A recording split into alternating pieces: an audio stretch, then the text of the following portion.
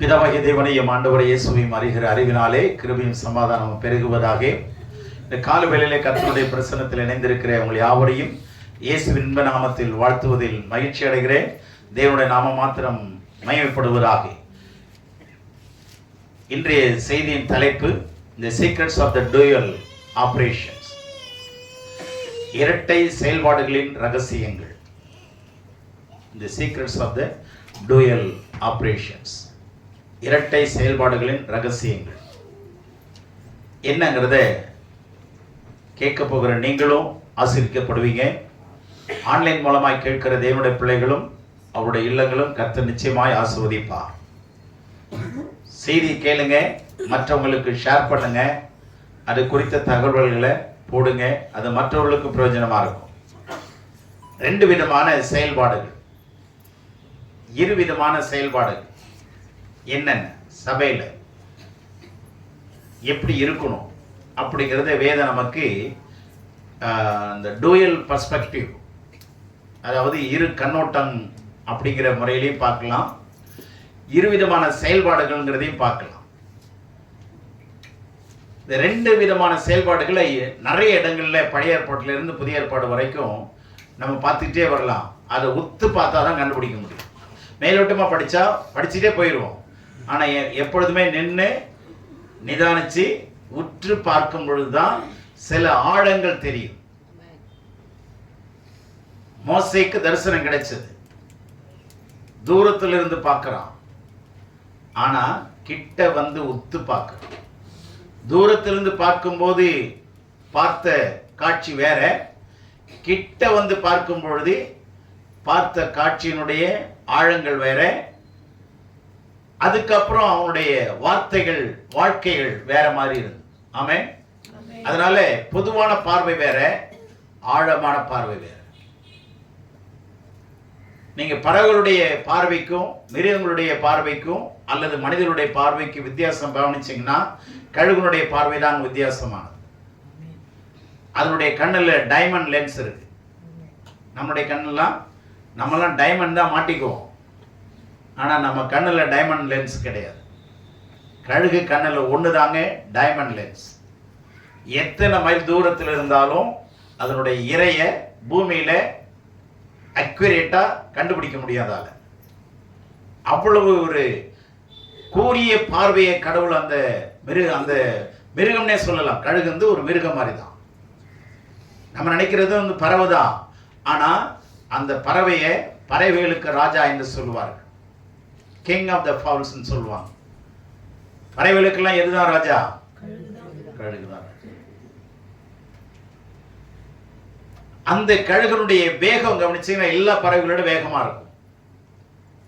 குறைஞ்சது மணிக்கு 120 மைல், மணிக்கு 120 மைல் ஸ்பீடில் போகும். அடுத்தது எல்லா பறவைகளும் புயல் அடிக்கும்போது செத்துடும். ஆனா கழுகுக்கு சந்தோஷமாயிரும். புயல் வேகம் ஸ்பீடு வந்து 100-120 கிலோமீட்டர் ஸ்பீடில் வரும் காத்து. இந்த ஈகிள் ஒண்ணுதான், கழுகு ஒண்ணுதான் எதிர்த்து பறக்கக்கூடிய ஒரே பறவை. அது சோரிங் இன்டு தி ஏர்னு சொல்லுவாங்க. கழுகு என்ன பண்ணும், அதை எதிர்த்து, காற்றை எதிர்த்து அதனுடைய சிறைகளை இப்படி திருப்பிக்கும், காத்து போயிடும், அது சேஃபா பறக்கும். இந்த ஒரு பறவை தாங்க புயல் காற்றிலும் அழிக்கப்படாத ஒரு பறவை. அதனுடைய ஒவ்வொரு செயல்பாடுகளும் நிறைய நீங்க படிச்சீங்கன்னா தான் விளங்கும், அதை சொல்ல நேரம் இல்லை.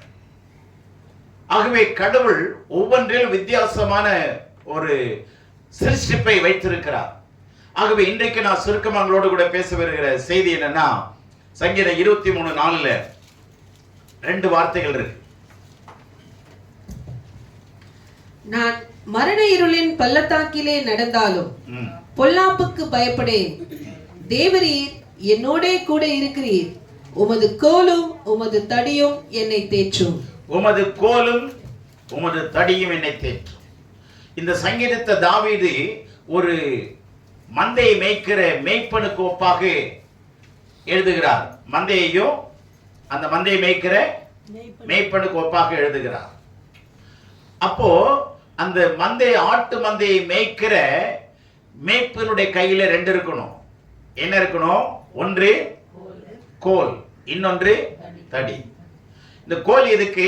ஆடுகளுக்கு இலைகளை தழைகளை இழுத்து கொடுக்கிறதுக்கு இப்படி வளைவாக இருக்கும், கொக்கி மாதிரி வளைவா இருக்கும். அந்த கோல் மூலமா தழைகளை இலைகளை கிளைகளை இழுத்து கொடுக்கும்போது அது என்ன பண்ணும்? அது 2 கால்ல நின்று சாப்பிடும். இன்னொன்னு தடி எதுக்குன்னா ஆடுகளை அடிக்கிறதுக்கு இல்ல. ஆடுகளை அடிச்சா செத்து போயிடும்.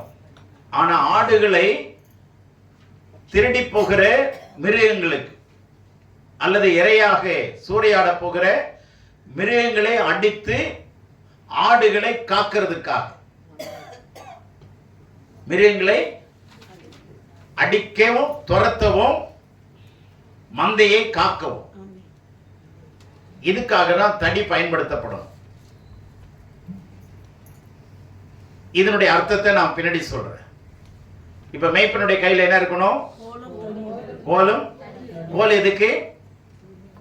மேய்க்கிறது, ஆடுகளை மேய்த்து புஷ்டியாக்குறது, அதுக்கு ஆகாரம் கொடுக்கிறது, போஷிக்கிறதுக்கு, நல்ல போஷாப்பு கொடுத்து ஆடுகளை வளர்க்கிறதுக்கு, ஆடுகளை விருத்தி அடைய பண்றதுக்கு.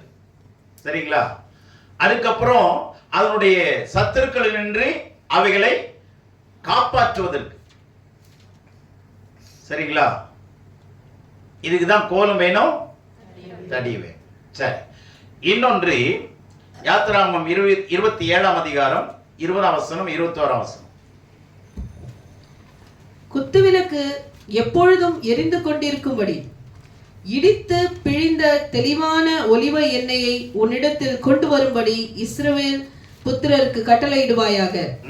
ஆசரிப்பு கூடாரத்தில் சாட்சி சந்நிதிக்கு முன்னிருக்கும் திரைச்சிலைக்கு வெளிப்புறமாக ஆரோனும் அவன் குமாரரும் சாயங்காலம் தொடங்கி விடியற்காலம் மட்டும் கர்த்தருடைய சன்னிதானத்தில் அந்த விளக்கை எரிய வைக்க கடவர்கள். கவனிங்க, குத்து விளக்கு எங்க இருக்கும்னா பரிசுத்த ஸ்தலத்துல தான் இருக்கும், ஆசரிப்பு கூடாரத்துல. இது மோசே மூலமாய் உருவாக்கப்பட்ட ஒரு மாதிரி கூடாரம். இது புதிய ஏற்பாட்டு காலத்துல விளங்குவதற்காக, விளங்க வைப்பதற்காக மாதிரியாக செய்யப்பட்ட ஒரு ஆசரிப்பு கூடாரம். இது ஆண்டவரை தொழுது கொள்ளுகிற ஒரு இடம், மனுஷனை மாற்றுகிற இடம், மனுஷனை பரிசுத்தமாக்குகிற ஒரு கூடாரம். இந்த கூடாரத்தில் 3 பகுதி இருக்கு. ஒன்று பலிபீடம், 2வது பரிசுத்த ஸ்தலம், 3வது மகா பரிசுத்த ஸ்தலம். இந்த பலிபீடத்தில் பலியிட்டுட்டு ஒவ்வொருத்தரும் அந்த இரத்தத்தை ஆசாரியனிடத்துல கொடுத்து பரிசுத்த ஸ்தலத்துக்குள்ள பிரவேசிக்கணும். இப்ப இந்த பரிசுத்த ஸ்தலத்துக்குள்ளதான் இந்த குத்து விளக்கு இருக்கும். அந்த குத்து விளக்குல 6-7 விளக்கு எரியும். சென்ட்ரா 1, 2 பக்கம் 3 இருக்கும். ஒரே போஸ்ட்ல தான் இருக்கும். அது வந்து யூ ஷேப்ல இருக்கும். அதுல இந்த பக்கம் 3, இந்த பக்கம் 3, நடுவுல ஒரு குத்து விளக்கு. எல்லாமே ஒரே இணைப்புல தான் இருக்கும். ஒரு குத்து விளக்குல ஆயில் ஊத்துனா, எண்ணெய் ஊத்துனா எல்லாத்துக்குமே போற மாதிரி விளங்குதா? ஒரு குத்து விளக்குல எண்ணெய் ஊத்துனா எல்லாத்துக்குமே என்ன ஆகும்? நிரம்பிடும். அந்த மாதிரி செய்யப்பட்டது. அது சாயங்காலம் முதல் விடியற் காலம் வரை அந்த குத்து விளக்கு என்ன பண்ணணுமா? எரிந்து கொண்டிருக்க வேண்டும்.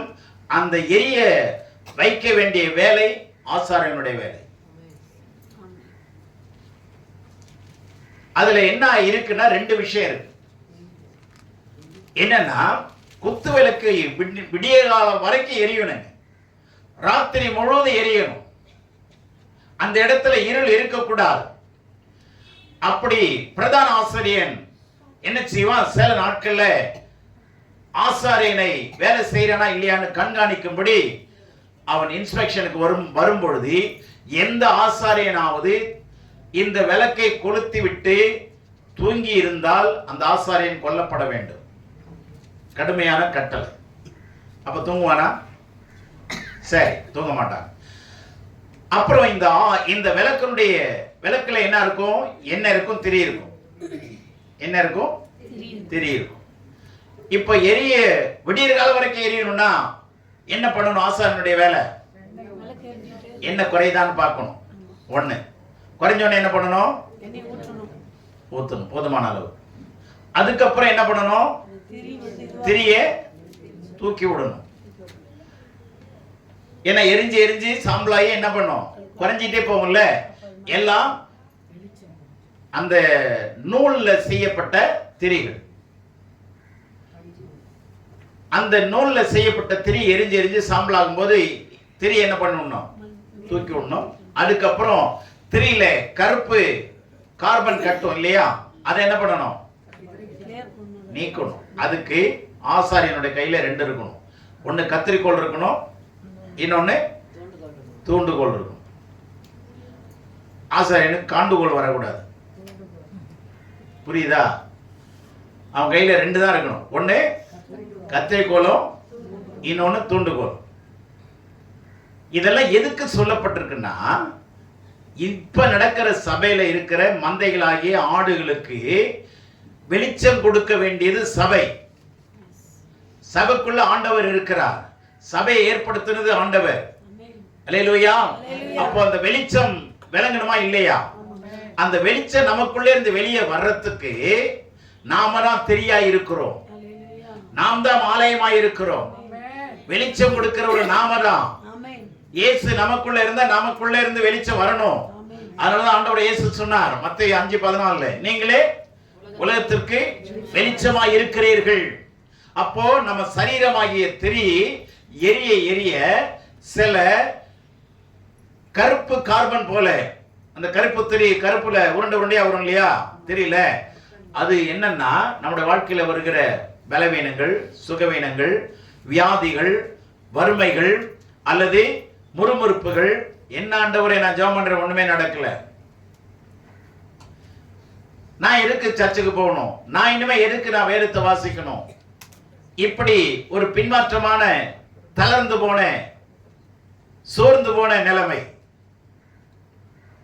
இப்போ அந்த கருப்பு காயில என்ன செய்யணும்? கட் பண்ணணும். அதுக்கு என்ன வேணும்? கத்தரிக்கோல் வேணும். அந்த கத்தரிக்கோள்ங்கிறது தான் தேவனுடைய வார்த்தை. கத்தரிக்கோள்ங்கிறது என்னது? தேவனுடைய வார்த்தை. அப்ப அந்த திரியை தூண்டுறதுக்கு என்ன கோல் வேணும்? தூண்டுகோல் வேணும். தூண்டுகோல் வேணும், கத்திரிக்கோல் வேணும். ஆனா இன்னைக்கு சபையில தூண்டுகோல் இருந்தா போதும், கத்திரிக்கோல் வேணான்றாங்க. புரிஞ்சிச்சா? நீங்க தூண்டி விடுங்க, ஆனா என்ன பண்ணாதீங்க? வெற்ற வேலையெல்லாம் வச்சுக்காதீங்க, கண்டிக்கிற வேலையெல்லாம் வச்சுக்காதீங்க. புரிஞ்சிச்சா? அப்போ இந்த கத்திரிக்கோள் இல்லைன்னா அது எரியுமா? பிரகாசமே இருக்காது. கருப்பு காய்கள் இருக்க இருக்க பிரகாசமே வராது. அதை கட் பண்ணி விட்டாதான் பிரகாசிக்கும். அப்ப நம்ம கிட்ட இருக்கிற குறைகளை வசனத்தின் மூலமா பேசும்போது நாம என்ன பண்ணணும்? ஏற்றுக்கொள்ளணும். கட் பண்ணும்போது என்ன பண்ணணும்? அது வருத்தப்படக்கூடாது. கோபப்பட்டீங்க, வருத்தப்பட்டீங்க அப்படின்னா உங்க வாழ்க்கையில பிரகாசம் வராது. பிரகாசமா அந்த வெளிச்சம் விளங்காது. யோவான் எரிந்து பிரகாசிக்கிற விளக்காய் இருந்தான். யோவான் 5:35. யோவான் எரிந்து பிரகாசிக்கிற, எரிகிற விளக்க மாத்திரம் இல்ல, எரிந்து பிரகாசிக்கிற விளக்காய் இருந்தான். அந்த வெளிச்சம் அநேகருக்கு ஆசீர்வாதத்தை கொடுக்குங்க. அந்த வெளிச்சத்துல மத்தவங்க உட்கார்ந்து படிக்கலாம், சாப்பிடலாம், என்ன வேணாலும் செய்யலாம் இல்லையா? அப்ப வெளிச்சம் முக்கியமா இல்லையா? இப்ப மனுஷனுடைய வாழ்க்கையில எது முக்கியம்? மனுஷனுடைய வாழ்க்கையில எது முக்கியம்? வெளிச்சம் முக்கியம். அப்ப உங்க வெளிச்சம் மனுஷன் முன்பாக பிரகாசிக்க கடவுது ஏன்னு சொல்லுதா? அப்ப சபையில கத்திரிக்கோல் வேணுமா வேணாவா? சபையில கத்திரிக்கோல் வேணுமா வேணாதா? நாங்களே எடுத்துட்டு வந்துடுறோம்ன்றீங்களா? ஏன்னா நீங்க உஷாரான ஆளுங்க தெரியும் எனக்கு. ஐயா நாங்களே கட் பண்ணிக்கிறோம். நீங்களே கட் பண்ணிக்கிற அளவா இருந்தா நீங்க அங்க இருக்க மாட்டீங்க, இங்க வந்துருவீங்க. புரிஞ்சா? இங்க வந்துடலாம், தப்பு இல்லை, நீங்க வரலாம், நான் வரவே இருக்கிறேன். எப்போ வருவீங்கன்னு தான் நானும் பார்க்கிறேன். அப்போ ஒரு ஆசாரியன், ஒரு ஊழியக்காரன் தவறுகளையோ அல்லது குற்றங்களையோ அல்லது மீறுதலையோ அல்லது சில சில விஷயங்களையோ சொல்லும் போது அதை ஏற்றுக்கொள்ள வேண்டும். எப்படி ஏத்துக்கணும்? சந்தோஷமா ஏத்துக்கணும். இத சொன்னா ஒத்துக்கணும். புரிஞ்சுச்சா? கண்டிப்பா வீட்டுல கத்திரிக்கோள் வச்சிருப்போமா இல்லையா? கண்டிப்பா வச்சிருப்போம். ஆனா சபையில மாத்திரம் வேணான்றா எப்படி அர்த்தம்? லேட்டா வரீங்கன்னு நீங்க சும்மா சொல்றீங்க, சொல்லாதீங்க. 1 மணி நேரமாவது ஜெபம் பண்ணுங்கன்னு சொல்றீங்க. எப்ப பார்த்தாலும் எங்களை என்ன பண்ணிட்டே இருக்கிறீங்க? கண்டிச்சுட்டே இருக்கிறீங்க. எதுக்காக? ஒரு மேய்ப்பனுடைய வேலைங்க அது. தகப்பனுடைய வேலை பிள்ளையை நல்லா படிக்க வைக்கணும், நல்லா வளர்க்கணும், வளர்றான்னு பார்க்கணும், கவனிச்சு பார்க்கணும். எங்க போறாங்க, எங்க வர்றாங்க, என்ன செய்யறாங்கிறது பார்க்கிறோம்ல. அதே மாதிரிதான் சபைக்குள்ள நம்ம வளர்கிறவர்களா இருக்கணும். அல்லேலூயா. அப்ப வளர வேண்டுமானால் கண்காணிக்க வேண்டியது அவசியம். செடி தண்ணி ஊத்தினா முளைக்குதா, வளருதா, துளிர் விடுதா, வேர் விடுதா, பார்க்கணுமா இல்லையா? வளருதான்ட்டு பிடிங்கி பார்த்துட்டு திரும்பி நட்டு வைக்கிறது. 2 நாள் கழிச்சு வேர் விட்டுருக்குதான்னு பிடிங்கி பார்க்கறது, திரும்பி நட்டு வைக்கிறது, அது நட்டுக்கிட்டு போயிடும். புரிஞ்சுச்சா? தேவனுடைய பிள்ளைகளே, சபையில கண்டிப்பா அவசியம். அந்த காலத்துல போதகர் சபையார கண்டிச்சா மனம் மாறுவதற்கு ஆயத்தமா இருந்தார்கள், மனம் மாறினாங்க. இப்ப போதகர்கள் சபையை கண்டிச்சா சபை மாறுவதற்கு ஆயத்தமா இருக்கிறார். இல்லைங்களா? அன்னைக்கு கண்டிச்சா மனம் மாறுவதற்கு ஆயத்தமா இருந்தாங்க. இப்போ எங்க வீட்டுக்கு பக்கத்துல இருக்கியா, நான் ஏன் அவ்வளவு தூரம் வரணும் ஆட்டோ ஏறி? அங்கேயே பக்கத்துல இருந்துக்கிறேன். இங்க வந்தா நீ சும்மா என்ன பண்ற? பாஸ்டர் மீட்டிங் வரலன்னு சொல்றீங்க, பைபிள் காலேஜுக்கு வரல படிக்கணும்னு சொல்றீங்க, ஜெபம் பண்ணணும்னு சொல்றீங்க, வீட்டு கூட்டம் வைக்கணும்னு சொல்றீங்க. அங்க எல்லாம் ஒண்ணும் இல்லை, சர்ச்சுக்கு வந்தா போதும்ன்றாங்க. எங்களுக்கு எளிமையா இருக்கு, பிரச்சனையே இல்லை அப்படின்னு சொல்லி இன்னைக்கு நிறைய பேர் என்ன பண்ண ஆரம்பிக்கிறாங்க? சபை மாற ஆரம்பிக்கிறாங்க. ஓகே, சபை மாறுங்க. உங்க வீட்டுல கண்டிச்சா வீட்டை மாத்திங்க, வேற வீட்டுக்குள்ள போங்களே. போக முடியுமா? சொல்லுங்க. இந்த வீடு வேணாம், நான் பக்கத்து வீட்டுல போய் படுத்துக்கிறேன்னு சொல்லுங்களேன். சொல்லுவோமா? அங்க மாத்திரம் எப்படி போக மாட்டோம்னு தைரியமா சொல்றீங்க? அப்ப இங்க மாத்திரம் என்ன ஆகுது? சபை என்ன பண்ணிக்கிறோம்? எத்தனை பேர் நினைச்சிருக்கிறீங்க? மனசார சொல்லுங்க, இங்க என்னத்துக்கு வரணும், நம்ம வேற இடத்துக்கு போயிடலாமான்னு கூட நினைச்சிருக்கலாம். நான் தப்பு சொல்லல, அந்த நினைப்பு கூட வந்திருக்கலாம். ஆனா சபைக்குள்ள 2 இருக்கணும், கோல் இருக்கணும், தடி இருக்கும். தடினா விசுவாசிகள் அடிக்கிறதுக்கு இல்லை. நீ தசமாம் கொடுக்கலன்னா நீ காண போயிருவ, இல்லாம போயிருவ, அது வந்துடும் இது வந்துடும் பயமுறுத்தக்கூடாது. ஆடுகளை என்ன பண்ணக்கூடாது? அடிக்க கூடாது. ஆனா போதிச்சே திருத்தணும். ஆனா அவர்களுக்கு விரோதமாய் வருகிற பிரச்சனைகளை அடிச்சு துரத்துறதுக்கு தான் தடி. அதுதான் வசனம், அதுதான் கட்டளை. புரிஞ்சதா? வசனங்கிறது தான் உங்களுக்கு ஆகாரம், கட்டளைங்கிறது தான் தடி. புரிஞ்சுச்சா? இப்ப வசனமும் வேணும், ஆகாரமும் வேணும், கட்டளையும் வேணும். ஆடை பார்த்து சொல்றோம், இந்த இடத்தை தாண்டி போயிட்டேன்னா உன்னை தூக்கிட்டு போயிடுவான் அப்படின்னு சொல்றோம். 2 விஷயம். ஆசாரியனுடைய கையில கத்திரிக்கோள் இருக்கணும், தூண்டுகோல் இருக்கணும். ஆசாரியனுடைய கையில ஆமா கத்திரிக்கோள். தயவு செய்து வசனத்தை சொல்லும் போது ஏத்துக்குங்க. அது உங்களுக்கு ஆசீர்வாதத்தை கொடுக்கும், பாதுகாப்பை கொடுக்கும். யாரும் கெட்டு போகணும்னு இங்க நினைச்சு வேதத்தை சொல்லவே கூடாது, சொல்ல மாட்டோம். யாரையும் புண்படுத்தணும்னு சொல்லி வேதத்தை எடுத்துட்டு பேசுறது இல்லை இந்த இடம். பண்படுத்த தான் கடவுளுடைய வார்த்தையை கடவுள் கொடுத்திருக்கிறார். பண்படும்படிதான். நான் இந்த இடத்துக்கு வந்து நான் இப்ப பண்பட்டு இருக்கிறேன்னு எத்தனை பேர் உங்களால சொல்ல முடியும்? நான் பண்பட்டு இருக்கிறேன், நான் பண்படுத்தப்பட்டிருக்கிறேன், நான் வளர்ந்திருக்கிறேன்னு எத்தனை பேர் சொல்ல முடியும்? ஆசாரியனுடைய கையில 2 இருந்தது. அடுத்ததாக மத்தேயு 11:1. இயேசு தம்முடைய 12 சீஷர்களுக்கும் கட்டளை கொடுத்து என்ன கொடுத்து? கட்டளை கொடுத்து முடித்த பின்பு அவர்களுடைய பட்டணங்களில் உபதேசிக்கவும் பிரசங்கிக்கவும் அவ்விடம் விட்டு போனார். அங்க 2 விஷயம் பாருங்க. பட்டணங்களில் உபதேசிக்கவும் பிரசங்கிக்கவும். உபதேசிக்கவும் பிரசங்கிக்கவும். பிரசங்கிக்கவும் உபதேசிக்கவும் 2 இருக்கு பாருங்க. ஆண்டவர் கட்டளை கொடுத்து முடித்த பின்பு 2 விஷயத்தை செய்றாரு. ஒண்ணு உபதேசம் பண்றாரு, அடுத்தது பிரசங்கம் பண்றாரு. இந்த பிரசங்கம் தான் என்னது? மேய்ப்பனுடைய கையில இருக்கிற கோல். பிரசங்கம் தான் மேய்ப்பனுடைய கையில இருக்கிற கோல். உபதேசம் தான் மேய்ப்பனுடைய கையில இருக்கிற தடி. புரிஞ்சுச்சா? அப்ப சபைக்குள்ள 2 இருக்கணும்.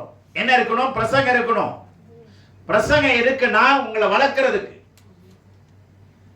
பிரசங்கம் இருக்குன்னா பிரசவத்துக்கு. சொல்லுங்க. டிஃபென்ஸ் தேவை, பாதுகாப்பு தேவை. அந்த பாதுகாப்பை கொடுக்கிறது கட்டளையில கொடுக்கணும். உபதேசம் பண்ணுங்க, உபதேசம் வாங்கிங்க சொல்றாங்களா இல்லையா? அப்ப உபதேசம் தான் என்ன பண்ணும்? பிறந்த பிள்ளைய பாதுகாத்து வளர்க்க உதவி செய்யும், வளர உதவி செய்யும். புரிஞ்சுச்சா? உலகத்திலிருந்து ஆண்டவருடைய ராஜ்யத்துக்கு, பாவத்திலிருந்து பரிசுத்தத்துக்கு, அங்க இருந்து பிறந்து இங்க வந்தாச்சு இல்லையா? அப்ப பிரசங்கம் பிறக்க வைக்கிறதுக்குன்னு சொன்னேன். புரிஞ்சுச்சா? பிறந்தவங்க அல்லேலூயா சொல்லுவோமா?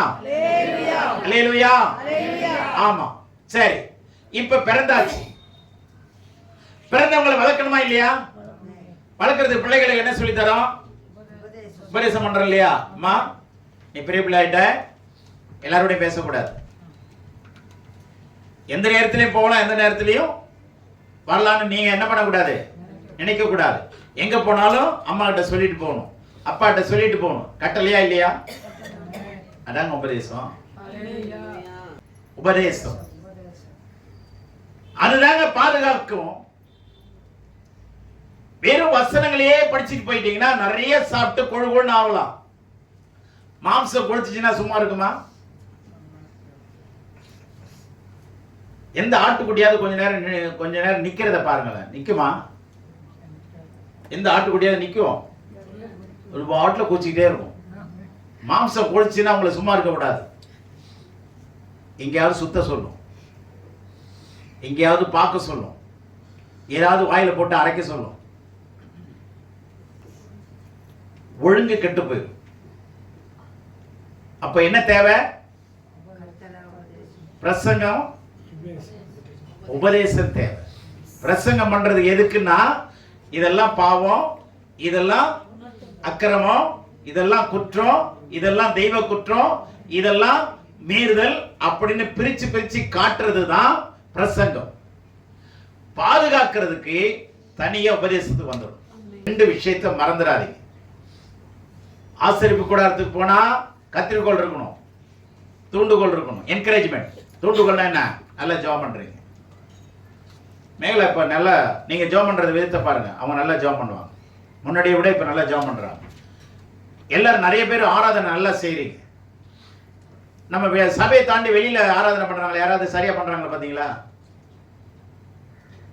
கவனிச்சிங்களா? சரியா பண்ணி தரல பாத்தீங்களா? ஏன்னா உபதேசம் இல்லை. எப்படி ஆராதனைன்னா என்ன? அந்த கன்ஸ்ட்ரக்ஷன், ஆரம்பம் எப்படி இருக்கணும், முடிவு எப்படி இருக்கணும், பாடி ஆஃப் தி லெட்டர் எப்படி இருக்கணும், சரிதானே?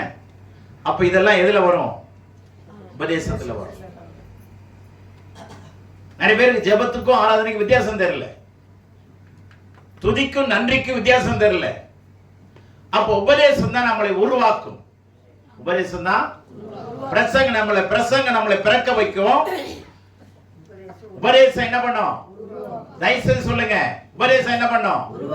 உருவாக்கும். ரட்சிக்கப்பட்டுட்டீங்க, சந்தோஷம். எல்லாரும் ரட்சிக்கப்பட்டு வந்துட்டீங்க, ரொம்ப மகிழ்ச்சி. ஆனா அது வளர்றதுக்கு என்ன தேவை? உபதேசங்கள், அதாவது கட்டளைகள், சரிங்களா? பிரமாணங்கள், இதெல்லாம் நமக்கு கண்டிப்பா. இதுல வெறும் பிரசங்கத்திலே இருந்தீங்கன்னா கண்டிப்பா உங்க ஆத்மா வளராது. இது எல்லாமே சரீரத்துக்கு இல்லைங்க. சரீரம் வந்து வீட்டுல சாப்பிடுறதுக்கு, வீட்டுல வச்சு என்ன வேணாலும் நீங்க சாப்பிடுறீங்க, அது சரீரத்துக்கு. ஆனா இங்க வரும்போது எதுக்குதான்? ஆத்மாவுக்கு. கடவுளுக்கும் நமக்கும் இடையே தொடர்பு கொள்ளக்கூடியது சரீரம் இல்ல, நம்முடைய ஆன்மா. சில பேர் சொல்லுவாங்கல்ல, ஆன்மீகத்துக்கு போயிட்டாங்க அப்படின்னு. ஆன்மீகத்துக்கு போயிட்டாங்கன்னா கடவுளோட இணைறான்னு அர்த்தம். அப்ப கடவுள் எதோட இணைவாரு? ஆத்மாவோட இணைவார். அப்ப ஆத்மாவுக்கு தேவை எது? கடவுளுடைய வேதம் தாங்க, கடவுளுடைய. இது இல்லாம நீங்க எந்த கடவுளா இருந்தாலும் சரிங்க, வேதத்தை இல்லாம உங்களால கடவுளை பார்க்க முடியாது. நீங்க எந்த வேதத்தையும் எடுத்து பாருங்க, எல்லா வேதமும் எங்க கொண்டாந்து முடியும்னா இந்த பரிசுத்த வேதாமத்துல தான் வந்து முடியும். நீங்க வேணா படிச்சு பாருங்க. நம்ம உருவாக்கப்படணும்னா உபதேசத்துக்கு வரணும், கத்திரிக்கோள் வரணும், தூண்டுகோல் இருக்கணும். கொஞ்சம் நல்லா ஜெபம் பண்றீங்க, பரவாயில்ல. ஆண்டவர் நம்மளை உபதேசம் உங்களை உருவாக்கும். உபதேசம் நம்முடைய அலங்கோலங்களை தாண்டி அலங்காரப்படுத்தும். நம்முடைய அலங்கோலங்களை எடுத்து என்ன பண்ணும்? தூக்கி எறிஞ்சிட்டு நம்மளை அழகா அலங்கரிக்கும். அது எதுதான்? உபதேசம். அந்த உபதேசத்துல தான் கட்டளைகள் இருக்கு, அந்த உபதேசத்துக்குள்ளதான் நிபந்தனைகள் இருக்கு. கட்டளைகள் இருக்கு, நிபந்தனைகள் இருக்கு, அறிவுரைகள் இருக்கு, நீதியை படிப்பிக்குதல் இருக்கு. என்னது? அந்த நீதி தாங்க தேவன். நீதி தேவனுடையது. அந்த நீதியை படிப்பிக்குதல் எதுக்குள்ளதான் இருக்கு? உபதேசத்துக்குள்ள அறிவுரைகள் இருக்கு, நிபந்தனைகள் இருக்கு, கட்டளைகள் இருக்கு, நீதியை படிப்பிக்குதல் இருக்கு, சரிபார்க்குதலும் இருக்கு. சரிபார்க்குதலும் கரெக்ஷன் இருக்கா? அப்ப எதுல தான் வரணும்? கட்டளைகள் உபதேசத்துக்குள்ள வந்தாதான் கரெக்ஷன் ஆக முடியும். இல்லைன்னா மொத்தமா கரெக்ட் ஆயிடும். நம்ம வாழ்க்கையை சீரழிக்கிறது பாவத்தினுடைய, நாம செய்யற அக்கிரமத்தினுடைய ரகசியங்கள் தான். இதை விட்டு வரணும்னா வசனத்துக்கு வந்துருங்க, வளரணும்னா உபதேசத்துக்கு வந்துருங்க. புரியுதா? ஆண்டவரை ஏற்றுக்கொள்றதுக்கு வசனம் வேணும். ஆனா ஆண்டவருக்குள்ள வளர்றதுக்கு எது வேணும்? உபதேசம் வேணும், கட்டளைகள் வேணும். அடுத்தது ஒண்ணு சொல்றேன், முக்கியமான விஷயம். அப்போஸ்தலர் 10:13 பாருங்க. அல்லாமலும் பேதுருவே எழுந்திரு, அடித்து புசி என்று அவனுக்கு சொல்லும் ஒரு சத்தம் உண்டாயிற்று. கவனிங்க, இப்போ புதிய ஏற்பாட்டு சம்பவங்கள். ஆண்டவர் இயேசு பிறந்து வளர்ந்து ஊழியம் 33 ஆண்டு காலம் ஊழியம் செய்து அற்புதங்கள் செய்து குருடர்களை சோமாக்கி, செவிடர்களை சோமாக்கி, சப்பானிகளை நடக்க வைத்து, குஷ்ரோகிகளை சுத்தப்படுத்தி, மரித்தவர்கள் உயிரோடு எழுப்பி, இப்படி பல அற்புதங்களையும் நன்மைகளை செய்கிறவராய் சுற்றி திரிந்து, அவர் சிலுவையில் அடிக்கப்பட்டு நொறுக்கப்பட்டு இரத்த சிந்தி மரித்து அடக்கம் பண்ணப்பட்டு 3 நாளிலே உயிர்த்தெழுந்த பிறகு ஆண்டவர் சொன்னாரு, நான் போவேன், உங்களுக்கு ஒரு தேற்றவாளனை அனுப்புவேன், அவர் உங்களை வந்து சத்தியத்துக்குள்ள நடத்துவார். சொன்னாரா இல்லையா? அது வரைக்கும் யூதர்களுக்கு தாங்க ரட்சிப்பு வந்துகிட்டே இருந்தது. யாருக்கு? யூதர்களுக்கு மாத்திரம்தான். ஆனா பிற மதத்திற்கும் பிற ஜாதிகளுக்கு வரணுமா இல்லையா? யூதனை தாண்டின ஜனங்கள்லாம் இருக்கிறாங்கல்ல, தேசத்தார், ஜாதிகள், மதங்கள் எவ்வளவு பேர் இருக்கிறாங்களா இல்லையா? அப்போ ஆண்டவர் என்ன பண்ணார்னா, இதுல இருந்து அடுத்ததுக்கு போகணும்னு பிளான் பண்ணி என்ன செய்தார்னா, இந்த பேதுருவை, இவன் ஒரு யூதன், இந்த மனுஷன் ஏற்கனவே ரட்சிக்கப்பட்ட மனிதன், ஆண்டவரால் போதிக்கப்பட்டு கற்பிக்கப்பட்டவன். நிறைய பேர் இந்த சீச்சர் எல்லாம் படிக்கவே இல்லையே, இப்ப நீங்க படிக்கணும்னு சொல்றீங்களே அப்படின்னா தவறான கருத்துங்க. சீஷர்கள் அத்தனை பேரும் இயேசுவிடத்தில் கற்றுக்கொண்டவர்கள். ஏனென்றால் இயேசு பல்கலைக்கழகம், இயேசு நடமாடும் பல்கலைக்கழகமாயிருந்தார். ஜீவனுள்ள தேவனுடைய குமாரனாயிருந்தார். அவர் கற்பித்துதான் இந்த 11 பேரும் ஊழியம் செஞ்சாங்க. நிறைய கேள்வி சாதாரணமா கேட்கிறாங்க. அவங்க எல்லாம் எங்கெங்க படிச்சாங்க? இயேசுவை போல ஒரு ஞானம் நிறைந்தவர் யாராவது இருக்காங்களா? இயேசுவே ஞானம். ஞானமே யாருதான்? இயேசுதான். அவர்கிட்ட கற்றுக்கிட்டவங்க எப்படி இருப்பாங்க? நீங்க நம்பால சோம்பேறிங்க சொல்றாங்க, அதெல்லாம் படிக்க தேவையில்லைங்க. பைபிள்லாம் காலேஜ் எல்லாம் போய் என்ன பண்ண வேண்டியதில்லை, படிக்க தேவையில்லை. சோம்பேறிகளுக்கு தேவன் செவி கொடுப்பது இல்லை. உலகத்தில் எப்படி படிப்பு முக்கியம், அதே மாதிரி வேதத்தை படிக்கிறது கற்றுக்கொள்றது முக்கியம். இப்போ சுருக்கமா சொல்றேன், கொர்நேலியுங்கிற ஒரு தேவ மனுஷன் இருந்தா அவன் யூதன் கிடையாது. அவன் யூதன் கிடையாது. இப்ப அவன் வீட்டுக்கு போய் அவன் ஒரு ஜெபம் வச்சிருக்கான். வீட்டு கூட்டம், வீட்டு சபை நடத்துறாரு பொழுது வீட்டு சபையை கொர்நேலி ஆரம்பிச்சிட்டாரு. இப்ப அந்த வீட்டு சபையை ஆரம்பிக்கிறதுக்கு அவருக்கு தெரியல, அங்க செய்தி கொடுக்கிறதுக்கு அனுப்பணும். இப்ப தேவன் யார அனுப்புறாரு? பேதுரு ஜெபம் பண்ணிட்டு இருக்கும்போது ஆண்டவர் தரிசனம் கொடுத்து அட்ரஸ் கொடுக்கிறார், லொகேஷன் அனுப்புறாருங்க. பேதுருவுக்கு என்ன அனுப்புறாரு? அன்னைக்கு மொபைல் இருந்ததா? அட்ரஸ் தெளிவா கொடுக்கிறாரு. இந்த இடத்துல இந்த தெருவுல இன்னார் இருப்பான், அவன் பேரு கொர்நேலி, அவன் வீட்டுக்கு போகணும். கொர்நேலியுக்கு சொல்றாரு, பேதுரு இந்த இடத்துல இருப்பாரு, அட்ரஸ் கொடுத்து பேதுருவை போய் கூப்பிட்டு வா அப்படின்னு சொல்றாரு. இப்ப பேதுரு கொர்நேலி கிட்ட வரான். வரும்போது ஒரு நடக்கிற சம்பவம் என்னன்னா, பேதுருடைய மைண்ட்ல என்ன நடக்குதுன்னா, கொர்நேலி ஒரு யூதன் இல்லையே, யூதன்லாம் அடுத்த வீட்டுக்கு போக மாட்டாங்க, அடுத்தவன் சேர்க்க மாட்டாங்க, அவங்களெல்லாம் ஒரு தரக்குறைவா நினைப்பாங்க. இப்ப எப்படி பிராமண மக்கள் மற்றவங்களை என்ன பண்றாங்க, தீட்டுன்னு சொல்றாங்களா, வீட்டுக்குள்ள சேர்க்கிறாங்களா? இப்ப ஒரு கிறிஸ்தவன் செத்துட்டா கிறிஸ்தவ ஐயர் வராரு, அடக்கம் பண்றாரு, சரியா? இஸ்லாமிய செத்துட்டாங்கன்னா இஸ்லாமியத்துல இருக்கிற அந்த போதகர் வருவார், அடக்கம் பண்ணுவார். வாழ்வுக்கு வருவோம், சாவுக்கு வருவோம், நல்லதுக்கு வருவோம், ஹாஸ்பிட்டலுக்கு வருவோம், எங்க இருந்தாலும் வருவோம். அல்லேலூயா. அதுதான் நம்முடைய ஆண்டவருடைய அன்பின் கட்டளை. போங்க, ஜனங்களை சந்திங்க, ஜனங்களுடைய பாடுகளை கவனிங்க, அவங்களுக்காக ஜெபம் பண்ணுங்க. இது மாதிரி சொல்ற புத்தகம் வேற உலகத்தில் ஒண்ணுமே இல்லை. ஆண்டவர் மாத்திரம் நீங்க இன்னைக்கு நீங்க வந்திருக்கிறீங்கன்னா ஆண்டவருடைய உண்மையான ஒரு தீர்மானம் நினைக்கிறேன். அல்லேலூயா. இல்லன்னா நீங்க வர முடியாதுங்க, வர முடியாது. இன்னைக்கு நீங்க வந்திருக்கிறது கடவுளுடைய தீர்மானம், கடவுளுடைய அன்பின் திட்டம் இது. ஆகவே இந்த பேதுருட்ட இப்ப தயங்குறான். ஏன்னா ஒரு அந்நிய வீட்டுக்கு போக மாட்டான். அவன் ரொம்ப மனதுல உறுதியானவங்க, வைராக்கியம். இந்த ஜாதி பெருமைங்கிறது இந்த யூதனுக்கு ரொம்ப இருக்கும், இன்னைக்கு இருக்கும். ஆண்டவர் அந்த ஜாதி பெருமையை உடைக்கிறதுக்கு ஒரு தரிசனத்தை காட்டுறார். நல்ல கவனிங்க, ஒரு தரிசனத்தை காட்டுறார். இது ரொம்ப முக்கியமான சம்பவத்தை சொல்றேன்.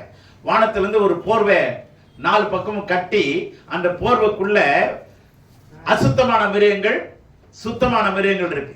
சுத்தமான மிருகங்களும் இருக்கு, அசுத்தமான மிருகங்கள் இருக்கு. வானத்திலிருந்து ஒரு போர்வையில 4 பக்கமும் கட்டி அது கீழே இறங்குறத பாக்குறாரு. ஜெபம் பண்ணும்போது தரிசனத்துல ஒரு ஸ்கிரீன்ல எப்படி டிவில ஓடுற மாதிரி அவர் கண்ணுல தெரியுது. கண்ணை மூடிட்டு பார்க்கும்போது ஒரு திரையில தெரியுது. இதெல்லாம் அதுக்கு பேரு தான் தரிசனம், சரியா? இப்ப ஆண்டவர் என்ன சொல்றாரு? இப்ப இதெல்லாம் பாக்குறான். பார்த்த உடனே என்ன இது ஒண்ணும் புரியல. இப்ப இதாவது புரியுமா? திடீர்னு 4 எருமாடை, 4 பன்னிய, 4 ஆட்டுக்குட்டிய இப்படி உள்ள இறங்க, மேல இருந்து இறங்குதுன்னா இது என்னடா இது? புரியுமா? புரியல. யாருக்கும் புரியல? பேதுருவுக்கே புரியல. இப்போ ஆண்டவர் என்ன சொல்றாருன்னா, அதை கொன்று புசின்றாரு. அடித்துங்கிற வார்த்தை தப்பு, கில்லன் ஈட்டு தான் இருக்கு. அது என்ன பண்ணு? ஒன்று சாப்பிடுன்றார். ஆனா பழைய ஏற்பாட்டில் ஆண்டவர் கொடுத்த கட்டளை, நீ சுத்தமான மிருகத்தை தான் சாப்பிடணும், அசுத்தமான மிருகத்தை என்ன பண்ணக்கூடாது, சாப்பிடக்கூடாது. உதாரணமா வஞ்சரம் இருக்கு. வஞ்சரம் அதை யாராவது வேணான்னு சொல்லுவாங்களா? மாம்சம் சாப்பிட்றவங்க ஃபர்ஸ்ட் குவாலிட்டி தானே, அதுதானே விரும்புவாங்க. ஆனா ஆண்டவர் சொல்றாரு செதில் இல்லாத சாப்பிடாத. ஆனா வஞ்சரத்துல செதில் இருக்கா? ஏன் சாப்பிடாதுன்னு சொன்னார் தெரியுமா? வஞ்சரம் பார்த்தோன்னே கொழு கொழுன்னு இருக்கும், மொழு மொழுன்னு இருக்கும். அதை கட் பண்ணி சாப்பிட்டா ரொம்ப டேஸ்டா இருக்கா இல்லையா? அதுல வந்து எலும்பு கூட அதிகமா இருக்க, சென்டர் முள்ளு மாத்திரம் தான் இருக்கும். விலை வேற அதிகம், காஸ்ட்லி. சரி, ஏன் ஆண்டவர் சாப்பிடக்கூடாதுன்னா செதில் இல்லாத மீன்களுக்குள்ள கெட்ட கொழுப்புகள் அதிகமா இருக்கும். ஏன்னா செதில் இருக்கிற மீன்கள் வழியாக என்ன செய்யும்? கெட்ட கொழுப்புகளை செதில் வழியா வெளியேறிடும். செதில் வழியா வெளியேறிடும். அதனால அந்த மீன்களை சாப்பிட்டா உங்களுக்கு உடம்புக்கு என்னது ஆரோக்கியம்னு ஆண்டவர் சொல்லி கொடுத்தாரு. ஆனா எது வேணானுமோ அதுதான் பிடிச்சுக்கணும். புரிஞ்சுச்சா? ஆண்டவர் கட்டளை வச்சிருக்கிறாரு, அதை கட்டளை எல்லாம் விட்டுட்டு தான் சாப்பிடுறோம். இப்போ ஆண்டவர் என்ன பண்றாருன்னா இந்த அசுத்த மிருகங்களை காட்டுறாரு, சுத்தமான மிருகங்களை காட்டி என்ன பண்ணுன்னு சொல்றாரு? கொன்று சாப்பிடுன்றார். இப்போ கொஞ்ச நேரம் யோசிச்சோன்னே அவனுக்கு புரிஞ்சிருச்சு, இது சுத்தமான மிருகங்கிறது யூதன், அசுத்தமான மிருகங்கிறது யூதன் அல்லாதவன். இப்ப ஆண்டவர் என்ன சொல்றாருன்னா இதை ஏத்துக்கடான்னு சொல்றாரு. அந்நியனையும் ஏத்துக்கோ. இப்ப புரிஞ்சுச்சா? அந்நியனையும் என்ன பண்ணிக்கோ, டைஜஸ்ட் பண்றான்றார். சாப்பிட்டு புசினா என்ன அர்த்தம்? கொன்று புசினா அதை அடிச்சு டைஜஸ்ட் பண்ணுங்கிறார். புரிஞ்சுச்சா? சாப்பிட்டதுன்னா என்ன ஆகும்? செரிமானம் ஆகும்ல. செரிமானம் ஆனோன்னு என்ன ஆகும்? நம்ம ரத்தத்தோட ரத்தமா கலந்துருமா? அது தனியா தெரியாதுல்ல. அதுக்கப்புறம் புரியுதா? அப்ப என்ன சொல்ல வர்றாருன்னா அந்நியனையும் உன் ரத்தத்தோட ரத்தமா கலந்துக்க. எத்தனை பேருக்கு புரிஞ்சுச்சு? நீங்க படிச்சவங்களா இருக்கலாம், படிக்காதவங்க வந்தா அப்படி ஓரமா உட்காருங்க, படிச்சவங்க வந்தா முன்னாடி உட்காருங்க. சொல்றாங்களா இல்லையா? இந்த பாகுபாடெல்லாம் பார்க்காத. ஏழையும் பணக்காரனையும் ஒன்னா நடத்து, படிச்சவங்களையும் படிக்காதவங்களையும் ஒன்னா நடத்து. உயர்ந்த ஜாதி தாழ்ந்ததெல்லாம் இயேசு கிறிஸ்துக்குள்ள கிடையாது. ஜாதி வெறி இருக்கக்கூடாது சபைக்குள்ள. என்ன இருக்கக்கூடாது? மத வெறி இருக்கக்கூடாது, ஜாதி வெறி இருக்கக்கூடாது, இன வெறி இருக்கக்கூடாது. அப்போ இது என்ன சொல்ல வர்றாரு? சாப்பிடுறத சொல்ல வரல. பேதுருக்கு காட்டினது சாப்பிடுறத பத்தி சொல்லலங்க. அவனை ஏத்துக்கோ, மனசார ஏத்துக்கோ, டைஜஸ்ட் பண்ணு. புரிஞ்சுச்சா? அது மாதிரி யாருமே இங்க என்ன பண்ணக்கூடாது, ஏற்றத்தாழ்வு பார்க்கவே கூடாது. ஏன்னா இயேசுடைய மகா பரிசுத்தமான திரு ரத்தத்தினாலே எல்லாரும் கழுவப்பட்டிருக்கிறோம். நீங்களும் கழுவப்பட்டிருக்கிறீங்க.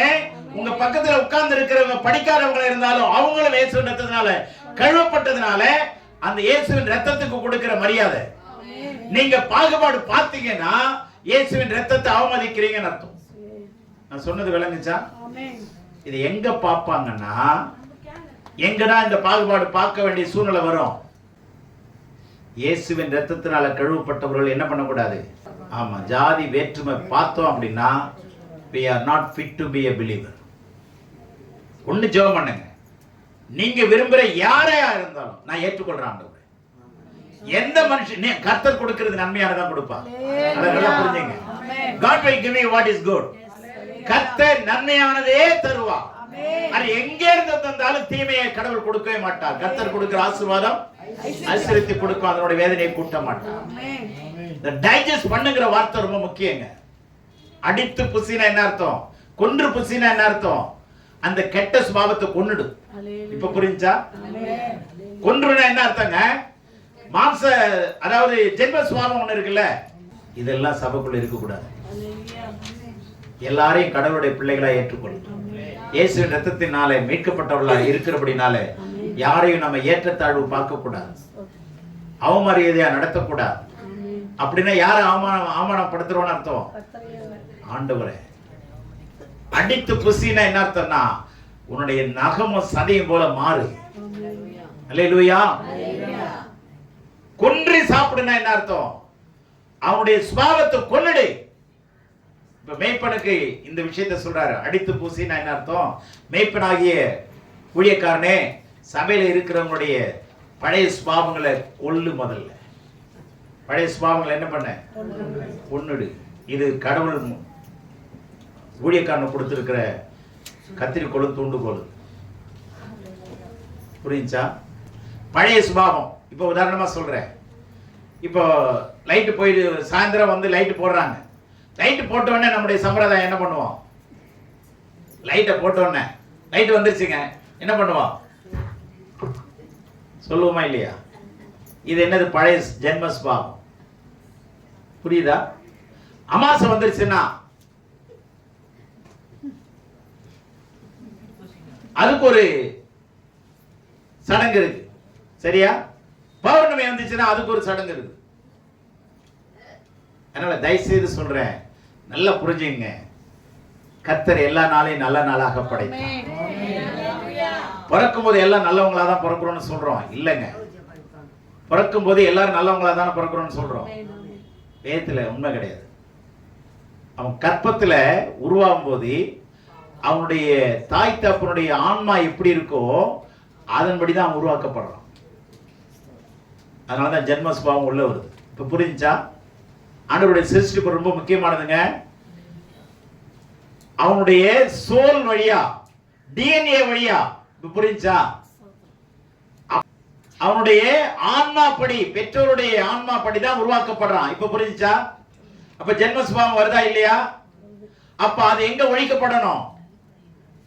ரட்சிக்கப்பட்ட பிற்பாடு கத்திரிக்கப்படணும். இப்ப புரிஞ்சா? அந்த ஜென்ம சுபாவத்தை அழி. வேத வசனத்தை கொடுத்து என்ன பண்ண? சாகடி. ஜென்ம சுபாவத்தை சாகடிக்கணும். புரிஞ்சா?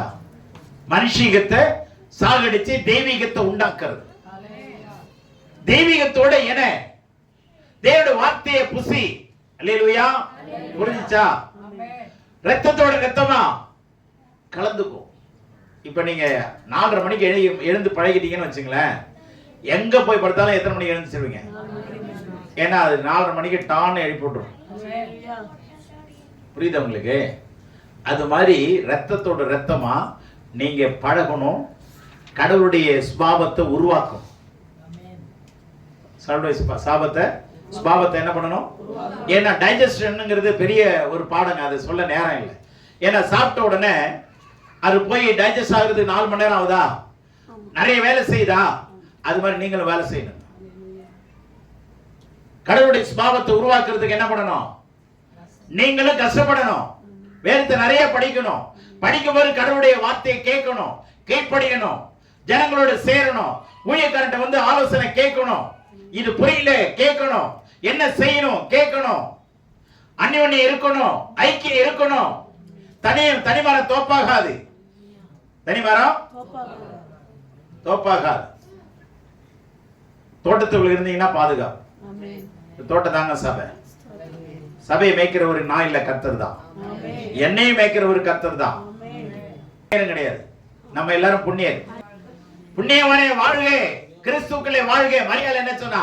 மரியாதை பார்த்து தேவதூதன், மரியாதை கிருபை பெற்றவளே வாழ்க. அடித்து புசினா கொன்று புசிங்க. பழைய சுபாவத்தை கொன்னுடுங்க. ஆனா நம்மளால கொல்ல முடியாது. ஆண்டவருடைய சமூகத்துக்கு வந்தாதான் கொல்ல முடியும். பழைய சுபாவம், சீரியல் பார்க்கிறது, இந்த சுபாவம் எல்லாம் என்ன பண்ணக்கூடாது? எல்லாத்தையும் அழிச்சிடணும். கொஞ்சம் கொஞ்சமா அழிக்கணும். ஓவர் நைட்ல அழியாதுங்க. இந்த சுபாவம் மாறலன்னா நம்ம ரட்சிக்கப்படலன்னு அர்த்தம். என் புத்தி மாறல அப்படின்னா நான் ரட்சிக்கப்பட, ஆண்டவரை சரியை ஏத்துக்கலன்னு அர்த்தம். என் பார்வை மாறல, நான் ஆண்டவரை ஏத்துக்கலன்னு அர்த்தம். உங்களுடைய சிநேகம் மாறல. உலக சிநேகம் தேவனுக்கு விரோதமான பாவம். பகைன்றார். உலக சிநேகம், உலக சிநேகம் தேவனுக்கு விரோதமான பகை. எல்லாருடைய அன்பா இருங்க, தப்பு சொல்ல. எல்லாருடையும் பழகலாம். ஆனா ரொம்ப நெருக்கமா அவங்க இல்லாம நான் இருக்க முடியாது. அவங்கள்ட்ட பேசாம நான் படுக்க முடியாது. நம்முடைய ஆத்மா கெட்டு போச்சுன்னு அர்த்தம். கடவுளோட சிநேகமா இருங்க. இந்த வசனத்தோட சிநேகமா இருங்க. நான் 13 வயசுல இந்த புத்தகத்தை எடுத்துங்க. இந்த புத்தகத்தோட நான் 50 வருஷத்துக்கு மேல பழகிட்டு இருக்கிறேன். வேற நான் படிச்சது இல்லை. பிள்ளைகளே, பிறந்துட்டீங்க ஆண்டவருக்குள்ள அப்படின்னா வளரணும். வளர்றதுக்கு உபதேசம் வேணும். அதனால என்ன பண்ணணும்? கொன்று என்ன பண்ணணும்? புசிக்கணும். அப்படின்னு என்ன? ரத்தத்தோட ரத்தமா கலக்கணும். மனுஷ சுபாவம் ஒழிஞ்சு தேவ சுபாவத்தை உருவாக்குறது. சொல்லுங்க, சொல்லுவாங்க. ஆனா ரட்சிக்கப்பட்ட பிற்பாடு நீ என்ன அடிச்சாலும் பரவாயில்ல, நான் ஏத்துக்க ரெடியா இருக்கிறேன். அந்த சுபாவம் தெய்வீக சுபாவம். அல்லேலூயா, அல்லேலூயா. சுபாவம் மாறணுங்க. நம்ம புத்தி மாறணும், நம்முடைய எண்ணங்கள் மாறணும். 2 ஆபரேஷன்ஸ். ஆமென்.